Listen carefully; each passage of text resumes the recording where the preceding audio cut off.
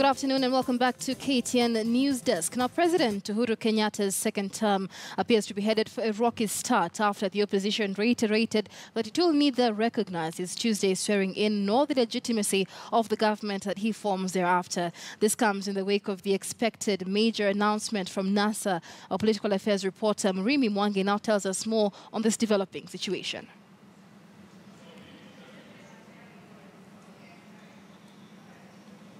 All right, we'll have that report from Murimi Mwangi later on. But with me here in the studio is political analyst Javas Bigambo to dissect the developing situation in a bit more detail. Many thanks for joining us. Thank you so much. On KTN News Desk. So the swearing in is set for Tuesday next week. All systems go, of course, after the Supreme Court upheld President Uhuru Kenyatta's re-election. But here we have the opposition saying it will not recognize the legitimacy of neither President Uhuru Kenyatta or the government that he forms thereafter. And this has raised a lot of questions with regard to Parliament's legislative agenda moving forward, because very soon there will be the formation of very important parliamentary committees where NASA is expected to submit a list of names. How do you think the current political situation is likely to affect the running of Parliament? Well, first, we are sauntering toward yet another historical event on Tuesday, the swearing in of President Kenyatta for his second term. Right. But what we must admit is that Kenya at the moment is at crossroads, political crossroads. And a few things then come into mind. One, even as we move towards Tuesday, what and in what manner will President Kenyatta's second inaugural address contain, and how will it be woven? Right. Because that will be the first critical starting point of reaching out. Mine is the imagination that there will be no just thumping, that there will be no mere verbosity for the sake of it, or a question of just speaking out for the sake of political rhetoric without reaching out to try and heal or bind the wounds, the open wounds of our nation. So that will be the most critical starting point for President Kenyatta. The thing is this second term for him is a term for legacy. And he must ask himself, how does he wish to be remembered through his first term and to the second, which right now is very controversial. Remember too that the opposition NASA is going to make sure that they put coal beneath President Kenyatta's feet and his entire administration. If I were president, perhaps, I would drink deep from history and see, for example, from the times of whether it was Lincoln or Obama's time, etc., across the continent, whether it is important to form a cabinet that is heterogeneous in terms of political persuasions. Would it be important for him, for example, to form a cabinet of former enemies so that they can together build the nation? Because right now, we know very well that we are a house divided. And history has told us that a house divided by its nature cannot progress. Right. So that is one. Secondly, when it comes to the legislative agenda, one, Parliament has got very critical tasks. Yes, we're just trying to dust ourselves off the ashes of electoral disputes.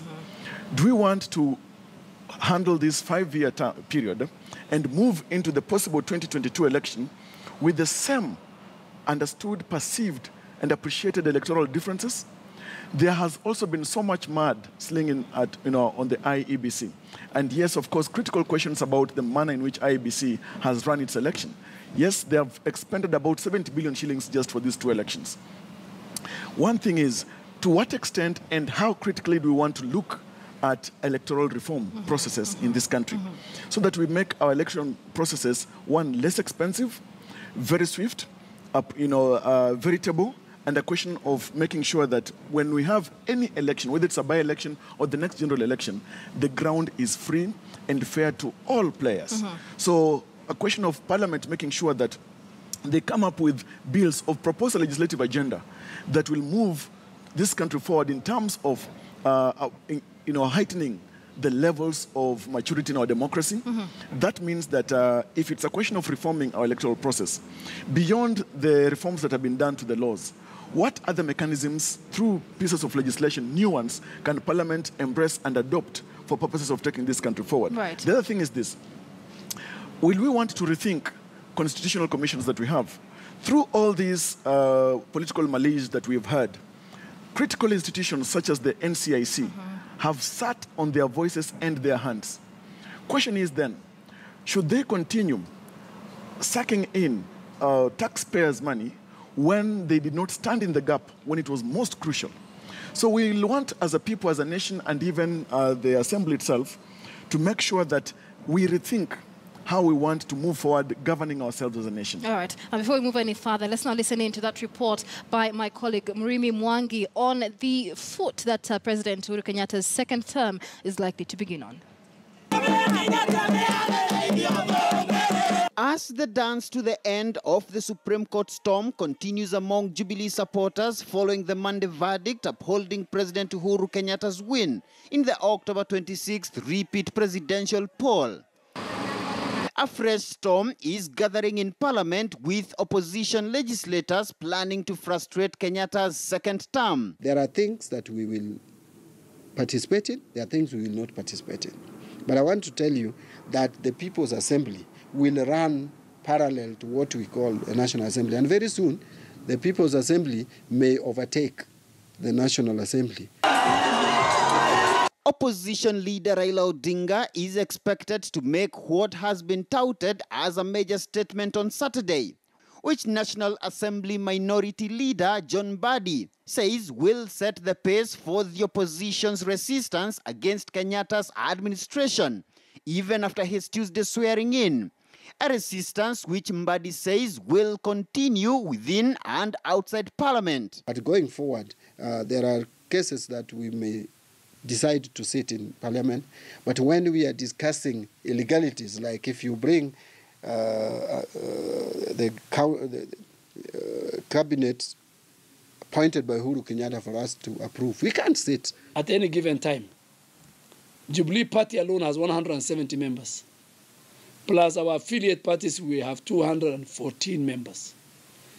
So this House can transact business in the next 5 years with or without the presence of NASA. On Monday, Senate Speaker Kenneth Lusaka confirmed receipt of the formal nomination of Bungoma Senator Moses Wetangula as the Senate Minority Leader, a copy of which was also dispatched by the coalition to the National Assembly on the 17th of November, together with the minutes of the meeting confirming Mbadi's nomination. This ending months of a bitter standoff between the coalition and the two speakers, as the backroom lobbying within the two political camps now turns to the jostle for membership in key departmental committees, whose lack of members had stalled key parliamentary business within the two chambers. For example, if you're talking about insecurity in some area, then that is taken to the committee that deals with security. They prosecute it because sometimes it even involves visiting the areas where insecurity has been meted, and then it's then brought back to the House now for plenary to be able to discuss. Now, in the absence of that, it means the leader of majority has to carry all that burden. We may form those committees, but if the country is still in chaos, I mean, you would not have a functioning committees. So our members should be patient. We will place them in various committees. But the most important thing, the fundamental issue that we have before us is which direction is this country taking? Our role is totally distinct from the executive. Whatever is happening in the executive is happening in the executive. What is happening in the legislature should actually be separate from what is happening in the executive. As the clock ticks to the Tuesday swearing in with a hurting economy and escalating political tensions, the two parliamentary chambers, it appears, will be on the spot as the members resume next week. Murimi Mwangi, KTN News, in Parliament. That remains the bone of contention. Let's discuss this with Javas Bigambo, political analyst here in studio. And let's begin with the National Assembly Majority Leader Aden Duale. They're being quoted as saying, with Jubilee's tyranny of numbers, they can form these committees and run Parliament for the next 5 years without the participation of opposition members of Parliament. And it is something that Jubilee has vowed to do moving forward from next week, form these parliamentary committees without NASA members of Parliament. What impact is this likely to have on the country? Well, it negates, and having listened to the sentiments of the majority leader, it negates the very spirit of camaraderie that is essential in healing the wounds that we've spoken about. Right. And if President Kenyatta himself has pronounced his deeper will and desire to reach out and heal the nation at the political level, with leaders, and even with citizens, then it's important that they must all be reading from the same script. It beats logic that we must desire to have a cohesive nation when leaders choose to disregard the other side of the divide. Right. It is very important now that the sentiments and every remark made, whether it's by majority leader, whether it's by the leadership of Jubilee, or whether it's by the leadership of NASA, that all these leaders must have their sentiments pronounced, tempered by the caution of history, that greatness does not come merely on the ground of verbosity, but by those who choose to reach out and propel the nation or a nation forward. Right. They were chosen by circumstances to be leaders at a time such as this. And it's important then that if at all even pieces of legislation will be debated on the floor of the House, whether it's the National Assembly or the Senate, that it's not a question of formulating Jubilee laws. Neither, if it were the reverse, would they be NASA laws. These are laws that affect every citizen who dwells within the territory of Kenya. So it's important for them to avoid this anxiety and glee to disregard the participation and vital contribution of the opposition NASA. Remember that, yes, today, Raila Odinga himself, being the leader of NASA, is a very critical voice. And yes, as we await to his pronouncements, as it's been said on Saturday, one thing will be whether his pronouncements will be kind of pronouncements that will elevate him continually as that leader that will remain admired by his supporters and the world at large. He is a critical leader who will be divinified by the gods of struggle and actually vitalized by the saints of democracy. And that's why it is important for him, as he speaks out to his people and to the country on Saturday, that he speaks in a manner that tends to, yes, build this nation through the kiln of the fires of challenges that we have, whether it's a question of confronting political issues or battling it out in the House or even outside. And so I would sincerely, as a citizen in this country, speak to a leader, a great leader such as Aden Duale, and ask him to pepper his remarks cautiously for the sake of having this country actually rise from the challenges and the pains that are still there even this moment. Right, but it is the onus, of course, of the opposition to forward that list of names for the formation of committees. But even us listening in from the likes of NASA's John Buddy, the CEO, Norman Magara, they do express their interest in forwarding the list of names for the formation of the committees. But what's interesting, what's important is they say, what's important for us is what direction is this country taking? One, there is so much double speak. And some leaders are speaking from both sides of their mouth, and others are speaking with so much water in their mouths. And that is what is creating all this confusion. One, that, for example, the opposition NASA has forwarded names or lists of names to the various houses for consideration. But then again, they are still pushing forward with the idea, as Honorable Mbadi has indicated, of the People's Parliament. Right.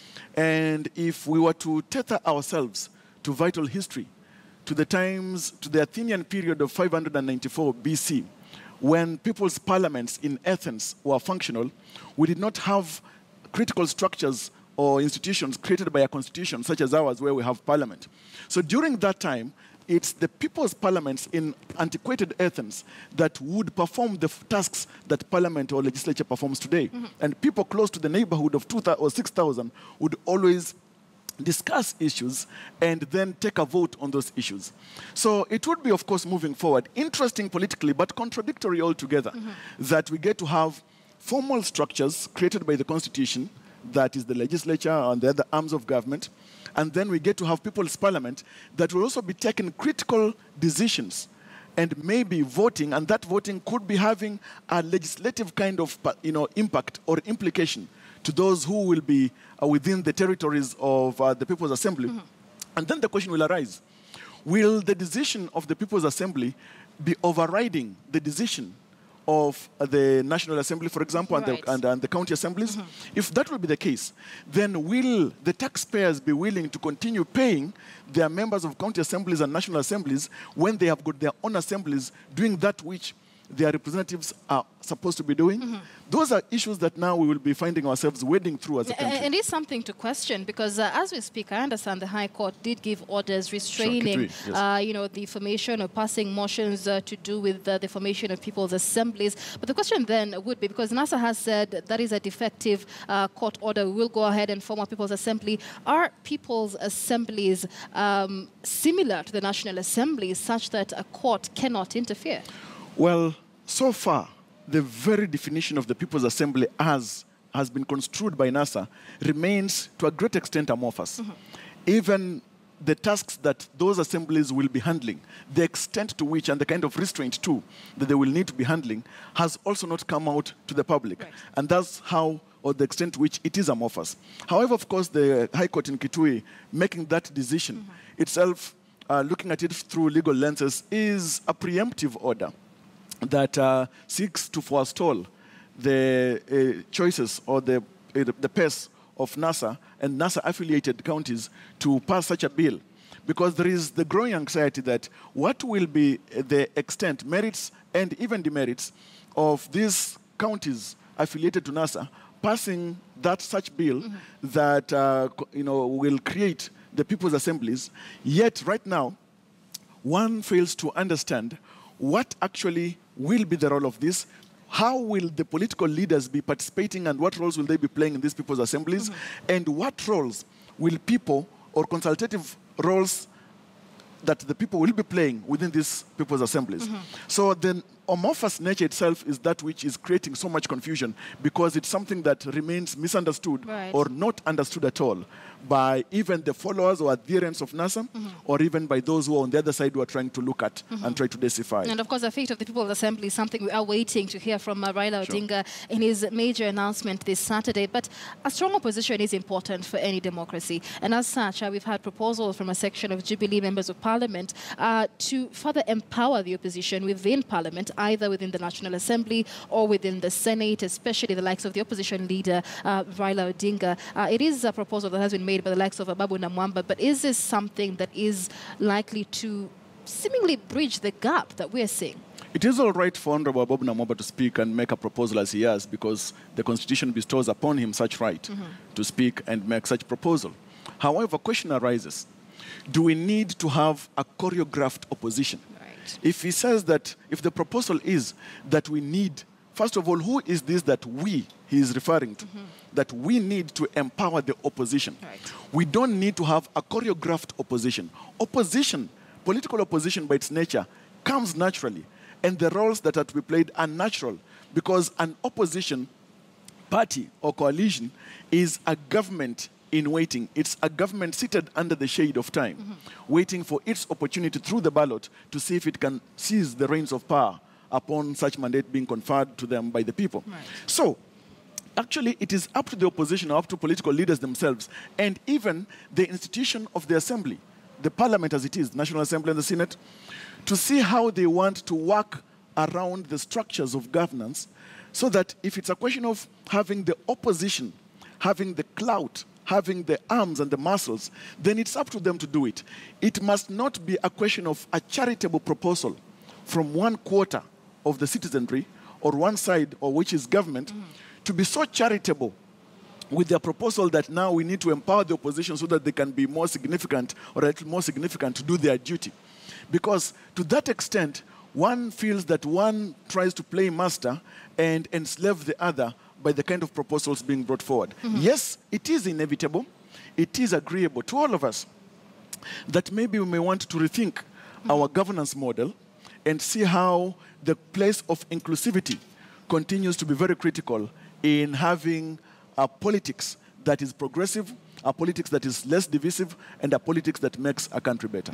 Moving forward, finally, Raila Odinga will be speaking just 3 days before President Uhuru Kenyatta's inauguration. They will both be giving speeches. How significant is the content of what they will both say to the country moving forward?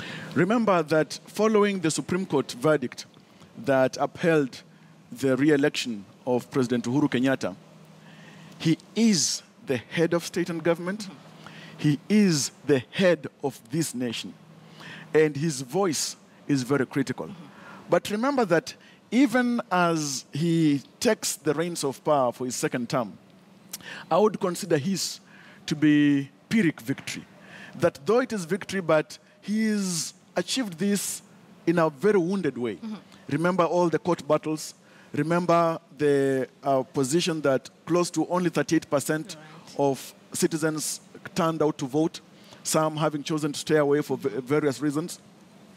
And also the perception that Raila Odinga, of course, wields so much political power that it cannot and he cannot be ignored. Right. Remember, too, that the person, the politician in the mold of Raila Odinga, likes so much gladiatorial politics. And when you create such kind of confrontational politics, he continues to soar high like the eagle. And that is why on Saturday, when he speaks, just days before President Kenyatta's inauguration, people will be asking themselves, and keen to listen and hear out, will he continue, or to what extent will he elevate the push that he's been making? One, the question of the economic boycotts, the question of the threats by quarters of or certain individuals within NASA, the NASA stalwarts, that they're going to swear him in. And then again, the legitimate dissatisfaction by Raila Odinga himself and the NASA supporters that actually they are not willing or ready or keen to recognize President Kenyatta's administration or his government, and that to that extent they are going to do everything to disregard his administration and do their things their own way. So people will be watching keenly to see what is it and what will be the implication of Raila Odinga's remarks. Remember, too, that there is speculation rife after his tour of the region and having met various leaders. And people are wondering, does he have some cards hidden beneath his armpits that he'll want to unleash slowly, perhaps one of them on Saturday and the days that follow? Right. All right, so we'll be keeping an eye on that. Many thanks for speaking to us Thank you so on much. KTN News Desk. That is